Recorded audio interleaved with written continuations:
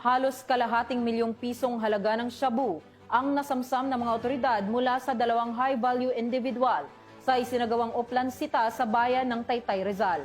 Nakatutok diyan si Patrolwoman Jevi Marie Mafoso.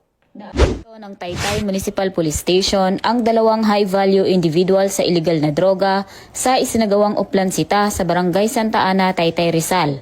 Ayon sa pulisya, pinara ng mga rumisponding pulis ang motorsiklong sakay ng dalawang lalaki. Ngunit tumanggi umano ang mga ito at nabigong magpakita ng kaukulang dokumento.